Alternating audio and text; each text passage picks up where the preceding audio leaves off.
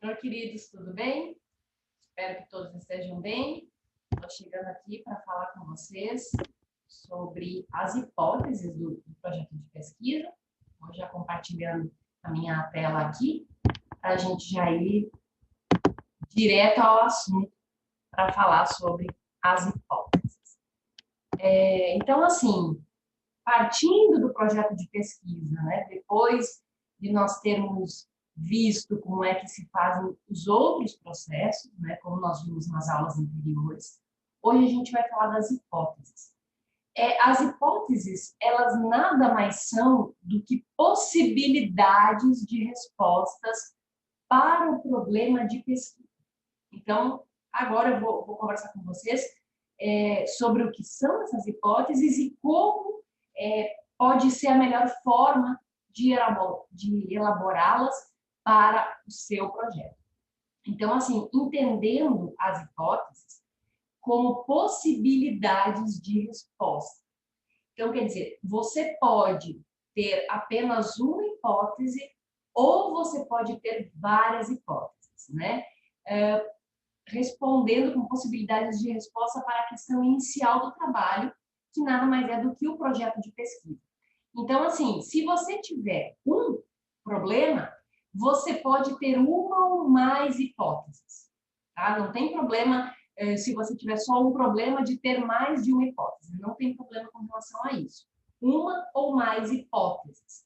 Assim como se você tiver mais de uma questão de pesquisa, mais de um problema, você também, aí sim, consequentemente, vai ter mais de uma hipótese, tá?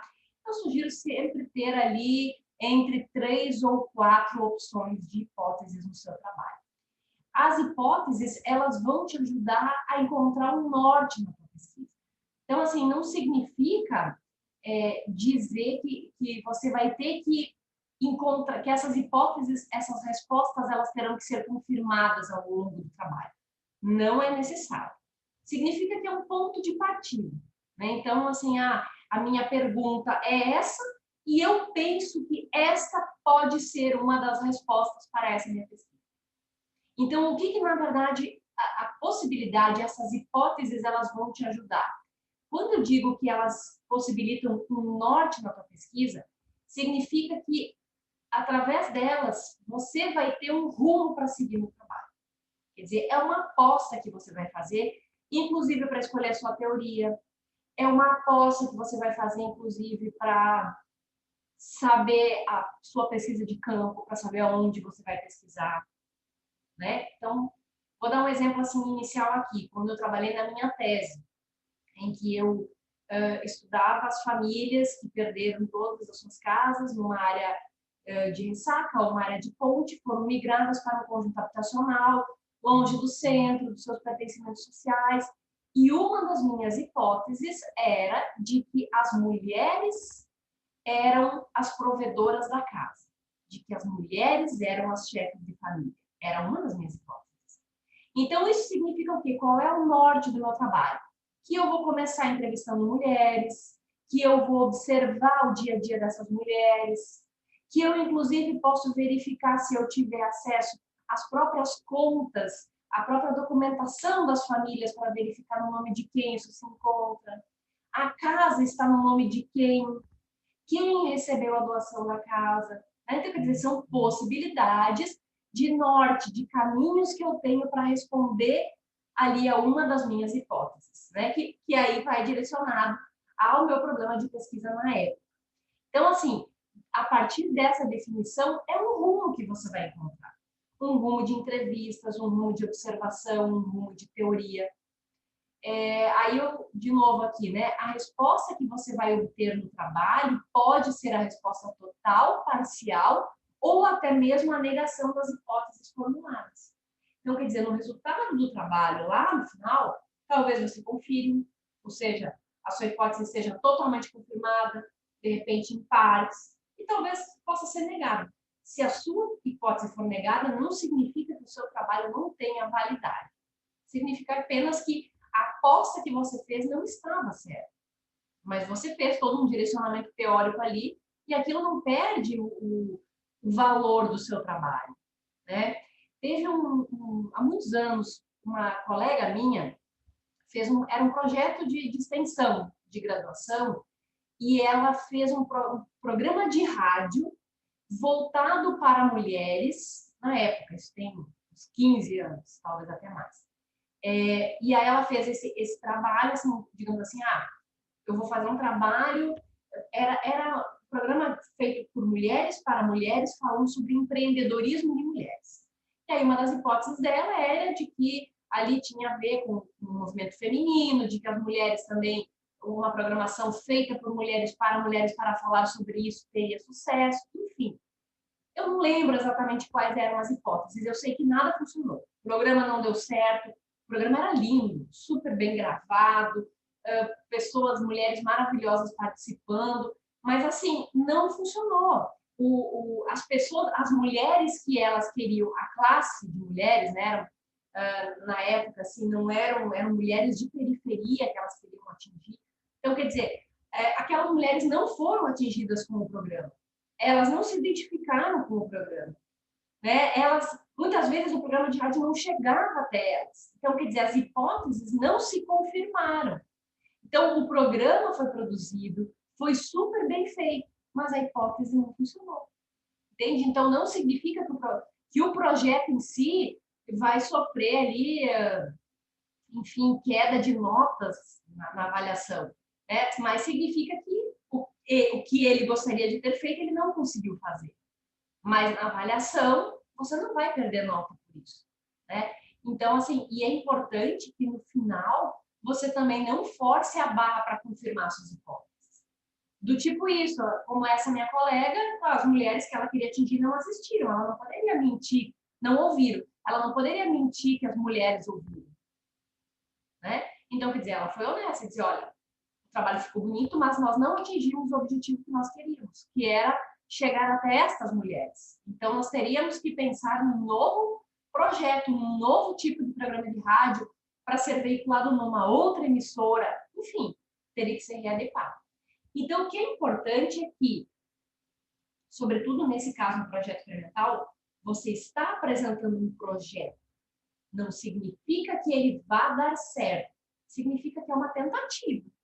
E é essa tentativa super detalhada que você vai mostrar para as pessoas.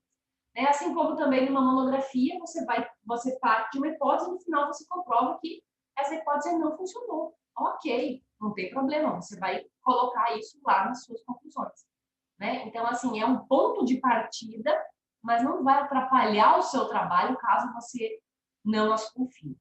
E é sempre importante você investigar cada uma dessas hipóteses, né? Mergulhar a fundo nelas. Então, aqui vamos para os exemplos. No caso 1, eu resgatei o problema de pesquisa aqui só para vocês terem uma noção, né? Para saber o problema, para verificar as hipóteses. Então, eu só coloquei o problema resumido, não deixei grande parte da contextualização. Com esta pesquisa, ainda nos exemplos de problemas que nós vimos nas aulas anteriores, com esta pesquisa busca-se responder à seguinte problemática: como o exercício jornalístico voltado para as narrativas e o afeto influenciam na inclusão social? E aí um trecho de uma contextualização, né? A prática do jornalismo de imersão e humanizado a partir da apuração jornalística será a base na busca pelas respostas do problema desta pesquisa. O foco é entender justamente, através das narrativas e do afeto, como o voluntariado pode ser incluído socialmente como uma forma de ativismo ambiental a partir da comunicação. E aí, nesse caso, ela vai falar das hipóteses no memorial. Então, agora o foco é as hipóteses do memorial. Se quem for fazer um projeto de extensão quiser fazer hipóteses para o produto, ou seja, hipóteses dentro da pauta, pode fazer, não tem problema nenhum. Mas a exigência das hipóteses é para o memorial.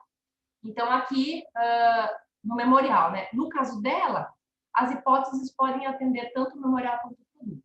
Então, as hipóteses. Primeira, o trabalho voluntário pode ser destacado através de diferentes abordagens comunicacionais, principalmente a partir do jornalismo ambiental. Outra hipótese. A inclusão social de voluntários, com destaque nas narrativas, poderá ajudar na viabilização de políticas públicas relacionadas ao meio ambiente e aos animais. E, por último, os atos voluntários podem ser divulgados e esclarecidos através da prática da comunicação comunitária. São as possibilidades de hipótese. Eu não sei se essa aluna vai confirmar ou não, ela ainda está com o trabalho em andamento. Quer dizer, pode ser que confirme, pode ser que não vá confirmar. Vamos para o segundo exemplo aqui. Pergunta de pesquisa, também eu tirei a contextualização, né? Só deixei o problema mesmo. De que forma um livro-reportagem pode contribuir para a representação social dos ribeirinhos que vivem nas proximidades do município de Afuá, no Pará? E aí, hipóteses. As hipóteses podem ser para produto e ou memorial. Minha dica é que sempre envolva o memorial. E aí, a hipótese destas alunas é um livro-reportagem com relatos genuínos de moradores de comunidades ribeirinhas expõe a realidade, servindo como uma fonte de conhecimento para a pesquisa na área, o que contribui para a quebra de estereótipos comumente propagados a respeito desses povos, além de incentivar a busca por políticas públicas que possam melhorar a qualidade de vida e a preservação da cultura dos ribeirinhos. Notem que há um parágrafo, mas tem duas hipóteses. Uma de que são os relatos genuínos que mostram a realidade, né? E o outro incentiva a busca por políticas públicas que possam melhorar. Quer dizer, dentro de um parágrafo, duas possibilidades de hipóteses. E ainda temos hipótese no caso 3, né? A pergunta de pesquisa. A indústria cultural se renova, é um exemplo de monografia. A indústria cultural se renova a todo tempo, lançando mídias alternativas por dentro das tecnologias de ponta, gerando novas discussões, debates e, por fim, adeptos dos recursos tecnológicos. Tudo que é moderno e entra na moda chama a atenção do público. A cada dia temos diversas atualizações de bem de consumo, através de divulgação em redes sociais como Instagram, Facebook ou até mesmo em emissoras de TV, onde programas televisivos se utilizam do seu poder de comunicação, muitas vezes não verbal, como ponte entre bens materiais, estilos de vida, hábitos diários e os telespectadores. Diante da problemática levantada, surge o questionamento de que forma as notícias veiculadas por jornais e por programas de grande relevância social pelo público conseguem afetar os seus espectadores em seu poder de opinião? E a hipótese. Acredita-se que pelo fato de que a maioria dos internautas conectados atualmente seja o público jovem, que é influenciado por reality shows, personalidades e celebridades midiáticas, a consumirem tudo o que indicam, tem-se a perda do senso crítico e assim fica suscetível à sugestão da personalidade midiática, obtendo uma fragilidade e compulsão para adquirir mais produtos a cada minuto, sem se importar com a qualidade que possam oferecer. É o que afirma a teoria do amor líquido de Zygmunt Bauman. Então, quer dizer, é uma hipótese aqui muito arriscada. Então, na minha concepção, provavelmente ela não vai justificar essa hipótese. Mas ok, tem esse direito. De repente, dentro da pesquisa dela, ela possa justificar. Lembrando que as pesquisas, elas são uma amostra. Então, eu entrevistei 15 jovens dentro desta realidade dos 15 jovens, esta hipótese se confirmou. Mas não significa que seja a realidade do Amapá, ou que seja a realidade de São Paulo, ou que seja a realidade do Rio Grande do Sul, ou que seja a realidade do Brasil. Significa que é a realidade dos 15 jovens que eu entrevistei. Tá? Outra hipótese. O processo de comunicação de programas televisivos que fazem sucesso entre o público, novelas e reality shows, cria falsos heróis com opiniões diferentes em que muitos jovens se espelham e acabam perdendo a sua própria identidade pelo fato de ser um seguidor da nova celebridade da mídia, gerando crises de identidade e perturbações no comportamento humano. Segunda hipótese da aluna. Tá? Então, assim, são essas as nossas hipóteses. Na próxima aula a gente vai falar sobre os objetivos do trabalho. Eu espero que tenha ficado claro para todo mundo. Qualquer dúvida, me envie um e-mail, robertascheider@gmail.com, ou me procure pelo SIGA da Universidade Federal do Amapá, ou ainda pelas nossas redes sociais. Tá bom? Obrigada, um abraço a todos, fiquem bem.